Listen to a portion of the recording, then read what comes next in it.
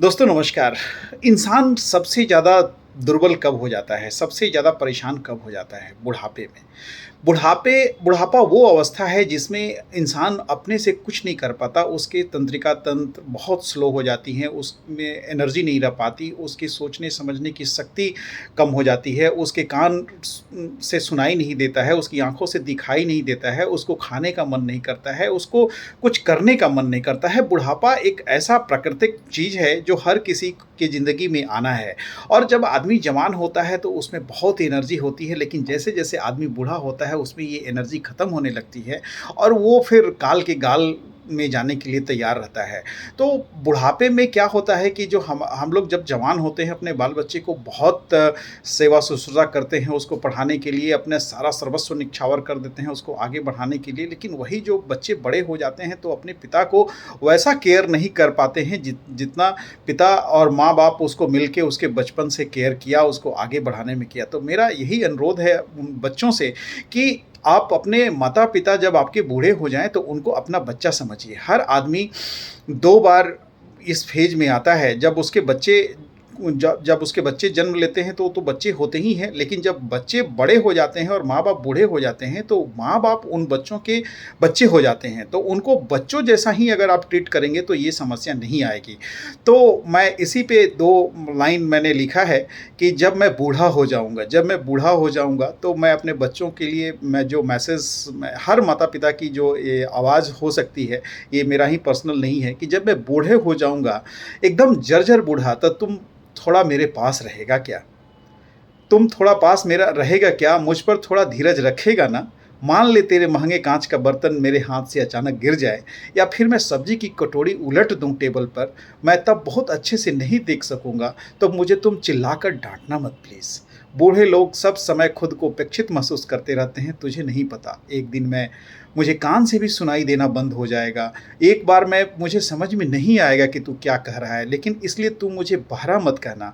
ज़रूरत पड़े तो कष्ट उठाकर एक बार फिर से वह बात कह देना या फिर लिख कर ही दे देना कागज़ पर, मुझे माफ़ कर देना, मैं तो प्रकृति के नियम से बूढ़ा हो गया हूँ, मैं क्या करूँ बता? और जब मेरे घुटने काँपने लगेंगे, दोनों पैर इस शरीर का वज़न उठाने से इनकार कर देंगे, तो थोड़ा-सा धीरज रखकर मुझे उठा खड़ा होने में मदद नहीं करेगा बोल?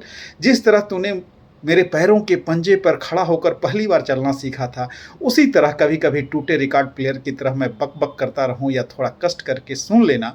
मेरी खिल्ली मत उड़ाना प्लीज़, मेरी बक-बक से बेचैन मत हो जाना। तुझे याद है बचपन में तू एक गुब्बारे के लिए, खिलौने के लिए मेरे पास कितना ज़िद करता था, कितने रिक्वेस्ट करता था, तब मैं जब तक उस खिलौने को खरीद कर नहीं देता था, याद आ रहा है तुझे? हो सके तो मेरे शरीर की गंध को भी माफ़ कर देना, क्योंकि जब मैं बूढ़ा होऊँगा तो मेरी गंध मेरे शरीर से बुढ़ापे की गंध पैदा हो रही होगी, तब नहाने के लिए मुझसे ज़बरदस्ती मत करना, क्योंकि तुझे याद है तुम बचपन में मैं तुमको नहाने के लिए बोलता था, तो तुम दूर भागता था, तो बुढ़ापे में भी शरीर कमज़ोर हो जाती है और नहाने से बहुत ठंड लगती है। मुझे देखकर नाक मत सिकोड़ना प्लीज़, तुझे याद है मैं तेरे पीछे दौड़ता रहता था, क्योंकि तू नहाना नहीं चाहता था, तो विश्वास कर बूढ़े को ऐसा ही होता है। हो सकता है एक दिन तुझे यह समझ में आए, हो सकता है एक दिन तेरे पास अगर समय रहे, हम लोग साथ में गप्पे लड़ाएँगे, ठीक है, भले ही कुछ एक पल के लिए क्यों न हो। मैं तो दिन भर अकेला ही रहता हूँ, अकेले-अकेले मेरा समय नहीं कटता। मुझे पता है तू अपने कामों में बहुत व्यस्त रहेगा।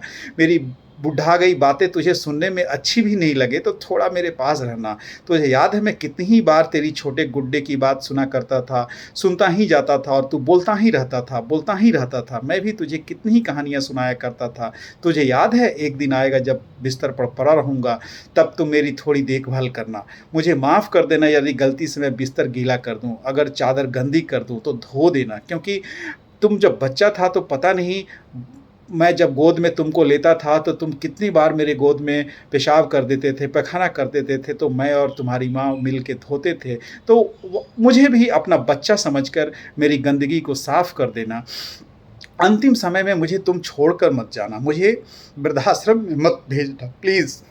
मुझे थोड़ी हिम्मत देना, ताकि मैं निर्भय होकर मृत्यु का आलिंगन कर सकूँ। चिंता मत करना, जब मुझे मेरी सृष्टा दिखाई दे जाएँगे, उनके कानों में फुसफुसा कर कहूँगा कि वे तेरा कल्याण करें, तुझे हर अमंगल से बचाएँ, कारण कि मैं तुझसे प्यार करता था।